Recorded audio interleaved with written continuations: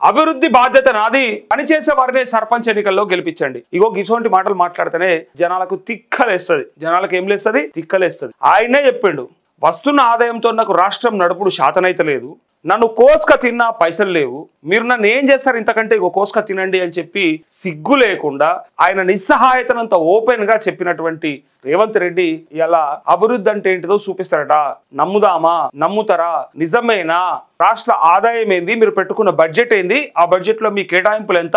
ఇలా మీరు ఇచ్చినటువంటి నిధులేండి? ఇవన్నీ కూడా మాట్లాడాలి. ఎందుకు మాట్లాడాలంటే నీ ఎమ్మెల్యేనే చెప్తాడు, 1 లక్ష రూపాయలు 2 లక్షల రూపాయలు పని చేయించలేకపోతున్నా, సిగ్గు లేకుండా గ్రామాలలో తిరగాలంటే బాధ అయితా ఉన్నది. దాంతో పాటు మేము బారసాలకు లేకపోతే లగ్గాలకు సావులకు తప్ప ఇంకా వేరే ఏ పనికి పోలేని పరిస్థితులు ఉన్నామని ఒక ఎమ్మెల్యే చెప్పంగా ఈ సర్పంచులు బుడ్డ వరకలతో ఏమవుతుంది అని ఇలా గ్రామాలలో అనుకుంటారు. గా అంత పెద్ద తిమింగలాలే ఏం చేయలేకపోతున్నాయి అంటే వీళ్ళన్నీ కూడా చిన్న చిన్న బుడ్డ వరక షాపలే కదా, వీళ్ళతో అవుతుంది, ఈ నాయకులతో అభివృద్ధి అని చెప్తారు కదా. ఎవ్వరు చూడు కటౌట్లు, మేమే అభివృద్ధి చేసి చూపిస్తాం. ఆడికెళ్ళి చూపిస్తాం, ఆడున్నాయి పైసలు నీ ఇంటకెళ్ళి పెడతావా? గతంలో సర్పంచులు పెట్టి ఆగమైపోయింది, మీరు చూడలేదా? అడక తింటుంది కనబడతలేదా? ఆత్మహత్యలు చేసుకుంది మర్చిపోయినరా? పత్తా లేకుండా పోయిన వాళ్ళని చూడలేదా మీరు? అవన్నీ విడిచిపెట్టి ఎలా నేను అభివృద్ధి చేస్తా అంటే నేను అభివృద్ధి చేస్తా, అరే ఏమన్నా చెప్పుకుంటారా? పిచ్చి లేపుతురు గ్రామాలలో. నాతోనైతుంది అభివృద్ధి, నాతోనైతుంది అభివృద్ధి. ఎట్లయితుంది నీతో నాకు అర్థం కాదు. నీ 4 ఎకరాలు అమ్మాలే, ఏడికెళ్ళైతుంది నీతోని? ఏడికెళ్ళైతుంది అభివృద్ధి? అంత ఈజీ కాదు కదా. దానికి ఓయిగా చెప్పుకుంటారు. అయితే ఇక చూడండి, బీఆర్ఎస్ పాలనలో దొరగడీల ముందు చేతులు కట్టుకోవాల్సిన పరిస్థితి. గత ప్రభుత్వంలో గజ్వేల్, సిద్దిపేట, సిరిసిల్ల మాత్రమే అభివృద్ధి, ఇప్పుడు మహబూబ్ నగర్ మాత్రమే అభివృద్ధి. 1000 కోట్ల రూపాయలతోని మహబూబ్ నగర్ అభివృద్ధి చేస్తా అని చెప్పిందే నువ్వు. నా జిల్లాకి మొదటి ముద్ద పెడతా అని చెప్పినావు, మరి ఆఖరి మెతుకులు వేరే జిల్లాలకా? నువ్వు చెప్పింది ఏంది? మొదటి ముద్ద ఏదున్నా సరే నా జిల్లాకు పెట్టుకుంటా నువ్వే ఓపెన్ గా చెప్పిన తర్వాత ఇలా మళ్ళా అప్పుడు సిరిసిల్ల, సిద్దిపేట, గజ్వేల్ అది ఎస్ వాళ్ళు చేసిన తప్పే అది. కానీ ఇలా నువ్వు చేస్తుంది ఒప్ప. ఖాళీ మహబూబ్ నగర్ ఒకటే జిల్లానా? మిగతా జిల్లాలు కావా? నల్లగొండ, ఖమ్మం, లేకపోతే గట్ట ఆదిలాబాదు, మెదక్ ఇవన్నీ కావా? మరి వాళ్ళ సంగతి ఏం కావాలి? వాళ్ళు ఎడిపోవాలి. ఇలా రేవంత్ రెడ్డి చెప్తుండైతే ఇక హుస్నాబాద్ ను పట్టించుకోకుండా నిర్లక్ష్యం, ఎన్ని నిధులైనా ఖర్చు చేసి అభివృద్ధి చేస్తాం, ఎన్ని నిధులైనా ఖర్చు చేసి అభివృద్ధి చేసి చూపిస్తామని చెప్పిన రేవంత్ రెడ్డి ఒకసారి ఇగో ఏమన్నాడో మీరే చూడండి, సిగ్గుపోతుంది. ఈ స్టేట్మెంట్ కి ఆ మాటకి ఎంత దారుణమైనటువంటి మాట గుర్తుండాలి మనకి. ఇగో రాష్ట్రం ఆర్థికంగా బాగా లేదు, అప్పు పుడతలేదు, అనా పైసా ఎవడు ఇస్తలేడు, ఎవరినైనా కలవడానికి పోతే బ్యాంకర్లు దొంగలను చూసినట్టు చూస్తున్నారు తెలంగాణ రాష్ట్ర ప్రతినిధులను. ఢిల్లీకి పోతే అపాయింట్మెంట్ కూడా ఇస్తలేడు, వీడు వస్తే చెప్పులు కూడా ఎత్తుకుపోతాడేమో అన్నట్టుగా. రాష్ట్రం ఆర్థికంగా బాగా లేదు, అప్పు పుడతలేదు, అనా పైసా ఎవడు ఇస్తలేడు, ఎవరినైనా కలవడానికి పోతే బ్యాంకర్లు దొంగలను చూసినట్టు చూస్తున్నారు తెలంగాణ రాష్ట్ర ప్రతినిధులను. ఎవడు ఢిల్లీకి పోతే అపాయింట్మెంట్ కూడా ఇస్తలేడు, వీడు వస్తే చెప్పులు కూడా ఎత్తుకుపోతాడేమో అన్నట్టుగా. ఇంత దారుణమైనటువంటి మాటలు మాట్లాడిన రేవంత్ రెడ్డి ఇలా సింపుల్ గా ఎంత బాగా చెప్తుండంటే అభివృద్ధి అంటే ఏంటిదో నేను చేసి చూపిస్తా అని ఈడ చెప్తున్నాడు. ఇక ఎట్లా నమ్మమంటారు చెప్పండి? ఎన్ని నిధులైనా ఖర్చు చేసి అభివృద్ధి చేస్తాం అన్నాడా? ఏడుకెళ్ళి ఇస్తాడే? మరి ఎవరిస్తారు? మరి అసలు రాష్ట్ర ఆర్థిక పరిస్థితే బాగలేదని ఓపెన్ గా సిగ్గు లేకుండా నిస్సిగ్గుగా ఒప్పుకొని కేసీఆర్ చేస్తే కేసీఆర్ తప్పిదం అయితే అది ప్రజలు తెలుసుకుంటారు. ఆల్రెడీ తెలుసుకున్నారు, అందుకే ఆడ వంట పెట్టిరు, అది వేరే విషయం. కాకపోతే నీకైతే కొంచెమన్నా సిగ్గు ఉండాలి. ఇలా గదేమో గట్లాంటివి ఇదేమో గిట్ట అనబడుతుంది. ఇప్పుడు ఆడికెళ్ళి తెస్తావా?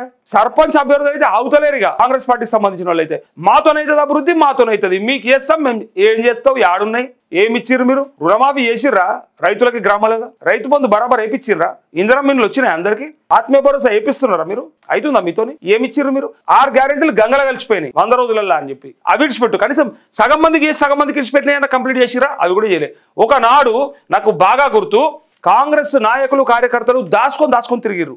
రైతులు రుణమాఫీ అడుగుతుంటే నాకు కాలేదు, అందరికి అయ్యింది, మరి నాది ఏం తప్పిదం ఉంది, నాది ఎందుకు కాదు, 2 లక్షల లోపల ఉందని తిరిగితే వాళ్ళని దూరం కొట్టిన సందర్భాలు చూసినాం మనం. వాళ్ళకి సహాయం చేయకపోగా దూరం కొట్టిన కాంగ్రెస్ కార్యకర్తలకే దిక్కు లేదు, వాళ్ళే అంటారు. నిన్న ఒక ఆయన కలిసిండు నాకు, కాంగ్రెస్కు నేను ఎంత పని చేసినా లాభం లేదన్నా, నాయకుడిగా ఉన్న లాభం లేదు, నాకే రుణమాఫీ కాలేదని చెప్తున్నాడు. ఇక ఎవరికైంది? ఎవరికి చేసిన కొద్ది మందితో అయిపోయింది ఇక అంతేనా? సో అట్లా ఏం చేయనటువంటి ప్రభుత్వం మరి అలా ఇంకా చేస్తామని చెప్తుంటే ఎట్లా నమ్మాలని చెప్పేసి ప్రజలు అడుగుతా ఉన్నారు, రైతులు అడుగుతా ఉన్నారు. ఇంకా వీళ్ళు మాత్రం ఎన్నంటే అన్ని అభివృద్ధి పనులు చేసి చూపిస్తానని అంటా ఉన్నాడు. హుస్నాబాద్ సభలో సీఎం రేవంత్ రెడ్డి పలు అభివృద్ధి పనుల శంకుస్థాపన అంటూ ఇగో మరో 40,000 ఉద్యోగాలు భర్తీ చేసేందుకు ప్రణాళికలు రూపొందిస్తున్నాం, 2.5 ఏళ్లలో 1,00,000 ఉద్యోగాలు భర్తీ. కొంచెం మన సిగ్గనిపించాలి ఇట్లాంటి మాటలు మాట్లాడేటప్పుడు. 2.5 ఏళ్లల్లా 1,00,000 ఉద్యోగాలు భర్తీ. ఈ సన్నాసులు, ఈ దొంగలు, ఈ దివానగాళ్ళు ఏం చెప్పారు? 2 లక్షల ఉద్యోగాలు మొదటి సంవత్సరంలోనే కంప్లీట్ చేస్తాం, ఫిల్ చేస్తామని చెప్పి మేనిఫెస్టోలో కూడా పెట్టుకొని సచ్చారు కదా, మరి ఎందుకు చేయలేరని చెప్పి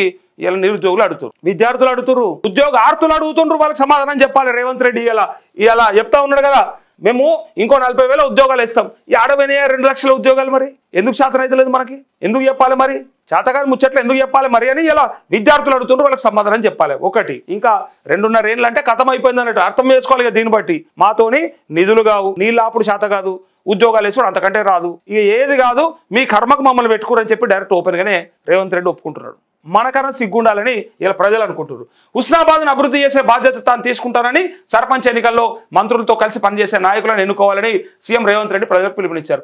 ఎమ్మెల్యేలు గట్లే చెప్పినావు స్వామి దొరా, ఎమ్మెల్యేలకు కూడా గట్టిగా చెప్పినావు. ఎమ్మెల్యేలను కూడా మీకు ఎందుకు గెలిపిరి, నాతో కలిసి పనిచేస్తారు, నేను మీకు అభివృద్ధి అంటే ఏంటిదో చేసి చూపిస్తాను. ఎమ్మెల్యే ఎలక్షన్ అప్పుడు కూడా గట్లనే చెప్పినావు. మొన్న 2 నియోజకవర్గాల్లో కూడా గదే చెప్పినావు ఉప ఎన్నికల్లో, ఇప్పుడు కూడా గదే చెప్తున్నావు. ఎవరు నమ్మాలి నిన్ను? ఒక ముఖ్యమంత్రికే నిధులు దిక్కు లేకపోతే, ఒక ముఖ్యమంత్రికే కనీసం రిటైర్మెంట్ బెనిఫిట్స్ ఇవ్వడానికి చేతులు రాకపోతే, ఒక ముఖ్యమంత్రికే అవుట్ సోర్సింగ్ ఉద్యోగస్తులకు 10 నెలలుగా జీతాలు ఇవ్వలేకపోతే, ఒక ముఖ్యమంత్రిగా విద్యార్థులకు ఉద్యోగాలు ఇవ్వకపోతే, ఒక ముఖ్యమంత్రిగా ఆయన ఏ హామీ నెరవేర్చకపోతే ఇలా ఈ హామీ నెరవేరుతుందని ఎట్లా నమ్మమంటారు? గ్రామాలలో సర్పంచులుగా మీ వాళ్ళని గెలిపిస్తే ఇంకా చెల్లరైపోదామనా, ఇంకా దోచుకుందామనా, ఇంకా దాచుకుందామనా, ఇంకేం చేద్దామని అసలు అని ఇలా గ్రామాలలో డైరెక్ట్గా ప్రజలు అంటా ఉన్నారు. ఇగో సభలో హుస్నాబాద్లో బుధవారం నిర్వహించిన భారీ బహిరంగ సభలో ఆయన మాట్లాడారు. గత బీఆర్ఎస్ ప్రభుత్వంలో హుస్నాబాద్ ప్రాంతం నిర్లక్ష్యానికి గురైందని, గత పాలకుల్లో తాము హుస్నాబాద్ నిర్లక్ష్యం చేయబోమన్నారు. ఎన్ని నిధులైనా ఖర్చు చేసి అభివృద్ధి చేస్తామన్నారు. ప్రజాపాలన ప్రజా విజయోత్సవాల భాగంగా 44 కోట్లతో హుస్నాబాద్లో ఇంజనీరింగ్ కళాశాల నిర్మాణం, 45 కోట్లతో హుస్నాబాద్లో ఏటీసీ ఏర్పాటు, 20 కోట్లతో హుస్నాబాద్, ఇవన్నీ కూడా అయితేయా కావా చూడుర్రి. సో మున్సిపాలిటీ పరిధిలో పలు అభివృద్ధి పనులు 8,60,00,000తో ఆర్టీఏ యూనిట్ ఆఫీసు, 86 కోట్లతో హుస్నాబాద్ అర్బన్ కొత్తపల్లి ప్యాకేజ్ 1లో భాగంగా 4 లైన్ల రహదారి నిర్మాణం, 58.91 కోట్లతో హుస్నాబాద్ అక్కన్నపేట 4 లైన్ల రహదారి నిర్మాణ పనులు.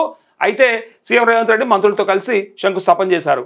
ఇప్పుడేందుకు చేసిండ్రు మనకు ఎరక, వాళ్ళకు కూడా ఎరక, ఓన్లీ ఎన్నికల కోసం చేసిరని వాళ్ళే ఒప్పుకుంటారు. అయితే ఇక్కడ పెండింగ్ ప్రాజెక్టులు పూర్తి చేస్తారట. పెండింగ్ ప్రాజెక్టులు ఎన్నడైతే ఎప్పుడు చేస్తారు మీరు? అయినాయా? ఒక 5 పెండింగ్ ప్రాజెక్టులు అట్లనే ఉన్నాయి. వాటిని కంప్లీట్ చేస్తామని చెప్పి వీళ్ళు అధికారంలోకి రాగానే మీకు ఎందుకు కంప్లీట్ అయిపోతాయి, 80% కంప్లీట్ చేస్తామని చెప్పారు. తీసుకోవాల్సిన ఎన్ఓసీలు తీసుకోలేదు, కంప్లీట్ చేయాల్సిన పొల్యూషన్ కంట్రోల్ బోర్డు నుంచి రావాల్సినటువంటి అనుమతులు కంప్లీట్ అవ్వలేదు, పైగా ఆ ప్రాజెక్టులను కూడా కంప్లీట్ చేయలేదు. ఎప్పుడైతే అవన్నీ కూడా మనం గతంలో ఒక్కొక్కటిగా బాగా చర్చ చేసి చూపించినాం. అవన్నీ కూడా ఆ సమ్మక్క బ్యారేజ్ గురించి కానీ, ఇంకా కాళేశ్వరంలో ఉన్న 3rd TMC గురించి కానీ, ఇంకా మనం చాలా మాట్లాడుకున్నాం. ఇంకో 2 ప్రాజెక్టుల గురించి, వాటి గురించి ఇప్పుడు కొత్తగా కంప్లీట్ చేస్తామని గొప్ప చెప్తా ఉన్నాడు రేవంత్ రెడ్డి. ఇగో చూడండి, హుస్నాబాద్ కు సాగునీరు అందించే గండిపల్లి, గౌరెల్లి ప్రాజెక్టులను పూర్తి చేయలేదని విమర్శించారు. గత పాలకులు ప్రచారం కోసమే హుస్నాబాద్ ను సెంటిమెంట్ గా ఉపయోగించుకున్నారని చెప్పారు. గజ్వేల్, సిద్దిపేట, సిరిసిల్లను అభివృద్ధి చేసుకున్నారు, కానీ హుస్నాబాద్ ను అభివృద్ధి చేయలేదన్నారు. అంతేకాకుండా గత 10 ఏళ్లలో పేదలకు ఒక డబుల్ బెడ్రూమ్ కూడా ఇవ్వలేదని విమర్శించారు. 10 ఏళ్లు ప్రజాప్రభుత్వం అధికారంలో ఉంటుందని, రాష్ట్రంలో 20 లక్షల ఇళ్లు కట్టిస్తామన్నారు. 1,00,000 కోట్లతో కట్టిన కాళేశ్వరం ప్రాజెక్టు కూలేశ్వరంగా ఇగో ఇది తప్ప ఇంకోటి ఉండదని నేను మీకు 100 సార్లు చెప్పుకుంటా. నాకు బాగా గుర్తు. ఈయన ప్రచారంలోకి బయటకు వెళ్తున్నాడు, ఎట్టి పరిస్థితులలో ఓట్ల కోసానికి మాట్లాడతాడు అని అనుకున్నప్పుడు ఆయన చెప్పే విషయాలు ఏంటివో నేను ముందే ఊహించి చెప్పినా, కావాలంటే మన పాత వీడియోలలో ఉంటే చూడండి. డైరెక్ట్గా కేసీఆర్నో, కాళేశ్వరాన్నో, కేసీఆర్ కుటుంబాన్నో తిట్టడానికి తప్ప ఈయన ఏ సభ కూడా పెట్టుకోడు.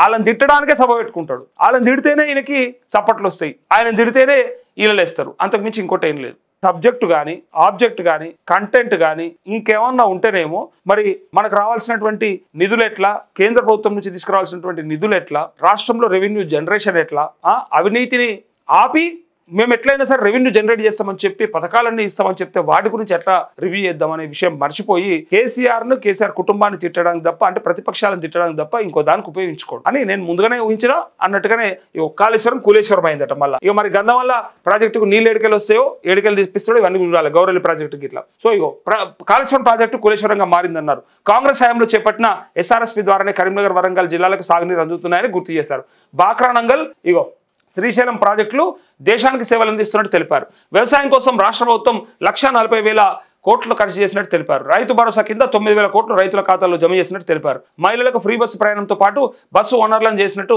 తెలిపారు. అయితే రేషన్ కార్డుల కోసం బీఆర్ఎస్ పాలనలో దొరల గడిల ముందు చేతులు కట్టుకోవాల్సిన పరిస్థితి ఉండేదన్నారు. ప్రజాప్రభుత్వంలో అందరికీ రేషన్ కార్డులను మంజూరు చేసి 3,10,00,000 మందికి సన్నబియ్యం అందిస్తున్నట్టు వెల్లడించారు. కానీ సన్నవడ్లు పండిస్తున్న రైతులకైతే బోనస్ ఇవ్వడం చేత కాదు. మనకి సన్నవడ్లు పండిస్తున్న రైతులకు బోనస్ రాదు, కానీ వీళ్ళు సన్నబియ్యం మాత్రం ఇచ్చేస్తారు. సో 3,10,00,000 మందికి సన్నబియ్యం అందిస్తున్నారు. 200 యూనిట్ల ఉచిత విద్యుత్ పథకంతో 50 లక్షల కుటుంబాలకు లబ్ధి చేకూరుతుందన్నారు. 22,000 కోట్లు ఖర్చు చేసి ఏం చేసిరా 4.5 లక్షల ఇంద్రమ్మ ఇండ్లు నిర్మాణం చేపట్టనున్నట్లు వెల్లడించారు. చేపట్టనున్నట్లు ఇంకా కాలేవు అయితే అని చెప్తారు. అయితే ఐటీఐలను ఐటీసీ సెంటర్లుగా మార్చి విద్యార్థులకు 2,000 స్కాలర్షిప్ అందించి సాంకేతిక నిపుణులుగా తీర్చిదిద్దే దిశగా ప్రభుత్వం పనిచేస్తుందన్నారంటూ బాసర్లో ఉన్నది IIIT అయితే ఈయన IIT ఉంది బాసర్లో అని చెప్పన్నాడు. అందుకే కొంత నవ్వుల పాలైండు. ఆయనకు సబ్జెక్ట్ తెలుసా లేదా అని కూడా కొంతమంది అనుకున్నారు. ఇక్కడ ఇగో త్వరలో మరో 40,000 ఉద్యోగాల భర్తీ, మరో 2 ఏళ్లలో మొత్తం 1,00,000 ఉద్యోగాలను భర్తీ చేస్తామన్నారు. డిసెంబర్ 3న మలిదశ ఉద్యమకారుడు శ్రీకాంతాచారి వర్ధంతని ఆయన స్ఫూర్తితో ప్రజాప్రభుత్వం కొలువు తీరిన ఏడాదిలోనే 60,000 ఉద్యోగాలు భర్తీ చేస్తామన్నారు. మిగతా 40,000 ఉద్యోగాల భర్తీకి ప్రణాళికలు రూపొందిస్తున్నామని తెలిపారు. అంటూ ఈ మాటలు ఎన్నిసార్లు గుర్తు చేసినా ఎన్నిసార్లు చెప్పినా ఒక్కసారి చూడండి, కొంచెమన్నా సిగ్గు అనిపించాలి. మరి ఎందుకు చెప్పాలి? మరి ఆ రోజు కేసీఆర్ చేయకపోతే అడిగారు కదా. అప్పుడు కేసీఆర్ చేయకపోతే మేము కూడా అడిగినాం, ఎక్కడ పోయినా నీ 3 ఎకరాలు, ఎక్కడ పోయింది నీ దళిత బంధు, ఎక్కడ పోయింది నీ బీసీ బంధు అని రిజర్వేషన్ల కాడికి నిరుద్యోగ భృతి కాడికి అడిగినాం. మరి నువ్వేం చెప్పినావు ఆ రోజు? ఒకసారి చూడండి ఎట్లా చెప్పిండు. ఇగో సెప్టెంబర్ 17 నాడు అన్ని ఖాళీల నియామక పత్రాలు లబ్ధిదారులకు ఇచ్చి శాశ్వతంగా క్రమం తప్పకుండా ప్రభుత్వంలో ఉన్న ఖాళీలను భర్తీ చేసే బాధ్యత కాంగ్రెస్ పార్టీ తీసుకుంటుంది. అదే విధంగా ఉద్యోగాల కోసం ప్రయత్నం చేసి కాంగ్రెస్ పార్టీ తీసుకుంటది చెప్పడం మాత్రం కాంగ్రెస్ పార్టీ మొదటి ఏడాదిలోనే 2 లక్షల ప్రభుత్వ ఉద్యోగాలను భర్తీ చేయడం జరుపుతా నేను అన్నాడా?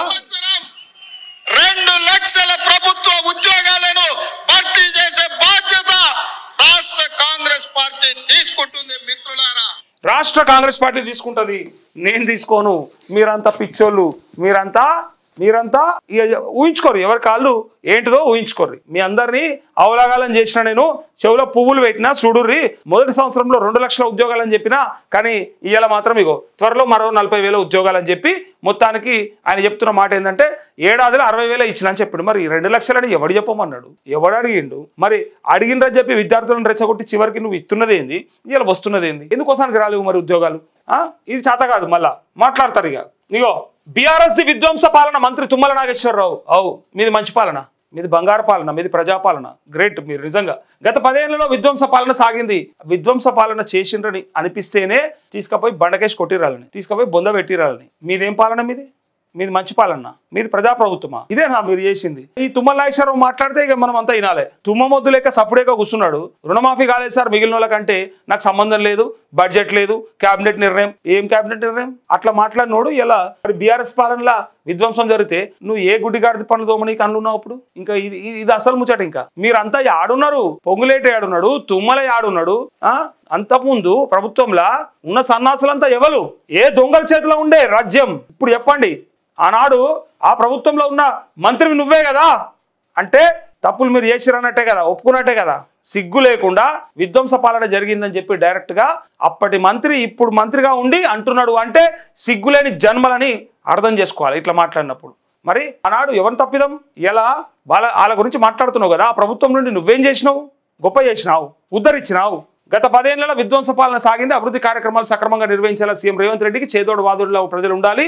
ఎన్నికల తర్వాత సీఎం రేవంత్ చేతుల మీదుగా ఆయిల్ ఫామ్ ఫ్యాక్టరీని ప్రారంభించుకోవడం జరుగుతుందంటూ ఇట్లా ఇక గౌరవేలి ద్వారా సాగునీరని మంత్రి పొన్నం ప్రభాకర్ చెప్తాడు. స్థానిక ఎన్నికల్లో బీఆర్ఎస్ భూస్థాపితం మంత్రి వివేక్ వెంకటస్వామి. గిడ నవీన్ యాదవ్ అనే ఒక మంచి క్యాండిడేట్, పేరున్నది కాబట్టి నేను చెప్తున్నా, మంచి పేరున్నటువంటి క్యాండిడేట్ 3 సార్లు అంటే గతంలో 2 సార్లు పోటీ చేసి 40,000 దగ్గర ఓట్లు తెచ్చుకున్నటువంటి క్యాండిడేట్ చూసి మీరు టికెట్ ఇస్తే అన్ని ప్రయోగం చేసి అంగబలం, అర్ధబలం, మందబలం అన్ని బలాలు వాడిన తర్వాత అది బయటపడ్డది మనం అందరం కూడా చూసినాం. ఒక మహిళను ఓడించడానికి మీరు పడ్డ కథలు, మీరు పడ్డ ఏషాలు చూస్తే అర్థం చేసుకోవచ్చు. ఆడ అసలు వాళ్ళే గెలిచారని చెప్పి. ఎందుకంటే మీరు చేసిన పనులు ఇంకొకటి చేయలే. గతంలో బీఆర్ఎస్ చేసింది అంటారు కానీ అంతకంటే డబల్ ట్రిబల్ చేసి పెట్టారు. ఎన్నికల వ్యవస్థని, ఎన్నికల సంఘాన్ని, పోలీసు వ్యవస్థని ఎంత దారుణంగా వాడుకొని ఎట్లా రిగ్గింగ్ చేసి ఎట్లా ఓట్లు చిన్నపిల్లలతో నేర్పించారు అనేది మొత్తం సాక్ష్యాలుగా చూపించినాం కదా. అట్లాంటప్పుడు నేనేమంటా, అక్కడ ఒక మహిళను ఓడించడానికే మీతో కాలేదే. హైదరాబాద్ లో ఒక సిట్టింగ్ స్థానము, అక్కడ వాళ్ళని ఓడించడానికే మీతో కాలేదే. గ్రామాలలో సర్పంచులంతా గతంలో ఎవరు ఉండే, ఇప్పుడు బీఆర్ఎస్ అనేది మొత్తం వెళ్ళిపోయినట్టు అయితే ఇక్కడ గంతగానం ఎందుకు తనలాడిరా, అంతగానం ఎందుకు టెన్షన్ పడ్డారు? జూబ్లీస్ లా కింద మీద పడ్డారు కదా మంత్రులంతా. అన్నే ముఖ్యమంత్రి వారం రోజుల ప్రచారం అన్నే, ఆడ ఎన్ని పైసలు ఖర్చు పెట్టిరో ఇక లెక్క లేదు, పత్రం లేదు. అట్లాంటిది ఇలా మాట్లాడుతున్నారు. వీళ్ళు ఏంటంటే ఓహో స్థానిక ఎన్నికలలో బీఆర్ఎస్ ఖతం అయిపోతుందట. మీరు ఖతం పట్టేది బీఆర్ఎస్ ని కాదు, ప్రజలను ఖతం పడుతున్నారు ఈ దొంగలు. ఇప్పుడు ఈ వివేక్ వెంకటస్వామి కొంచెమన్నా సిగ్గుతో మాట్లాడాలి, కొంచెమన్నా ఆలోచనతో మాట్లాడాలి. సిగ్గులేని మాటలు మాట్లాడితే ఇట్లుంటాయి. అంతకుముందు అడుగునను ఇలా అన్ని నీతులు చెప్తారు. వీళ్ళంతా అల్లకెళ్ళి దుంకుంటూ వచ్చిన వాళ్ళే. వీళ్ళు ఏంటంటే రేవంత్ రెడ్డి లెక్క మాటలు నేర్చారు. ఎట్లా తెలంగాణ ఇస్తే దేవత అయింది, తెలంగాణ ఇయ్యనప్పుడు దయ్యం, అందుకే దయ్యం అన్నప్పుడు నేను అంటాడు. అరే సోనియా గాంధీని దయ్యం అన్నవా నువ్వు? ఆ పార్టీలో ఎట్లున్నవా అంటే తెలంగాణ ఇయ్యనప్పుడు దయ్యం ఆమె, ఇప్పుడు ఇచ్చింది కాబట్టి దేవత అయిపోయిందని చెప్తివి. సిగ్గు లేకుండా వీళ్ళు కూడా అప్పుడు అందులో ఉండే కాబట్టి కేసీఆర్ దేవుడు, వీళ్ళు పొగిడినన్ని ఎవ్వరు పొగడకుండా వచ్చు నాకు తెలిసి. అప్పుడు బీఆర్ఎస్ లో ఉన్నోళ్ళు కేసీఆర్ పొగిడినందుకు ఎవరు పొగడలే. వాళ్ళే బయటకు వచ్చారు. మొదలు కడియం శ్రీహరితో సహా, దానం నాగేందర్తో సహా కేసీఆర్ గొప్ప అని చెప్పిన వాళ్ళంతా ఇప్పుడు బయటకు వచ్చారంటే వాళ్ళని బట్టి అర్థం చేసుకోవాలి అసలు వాళ్ళ బుద్ధి ఏంటిదో. స్థానిక సంస్థల ఎన్నికల్లో బీఆర్ఎస్ భూస్థాపితం అవుతుంది. బీఆర్ఎస్ ప్రభుత్వంలో కాళేశ్వరం మిషన్ భగీరథ పేరిట కేసీఆర్ కుటుంబాస్తులు పెరిగాయి తప్ప ప్రజలకు ఒరిగిందేమీ లేదు. కాంగ్రెస్ ప్రభుత్వం ఇచ్చిన ప్రతి హామీ నిలబెట్టుకుంటుందంటూ ఇది అసలు ముచ్చట.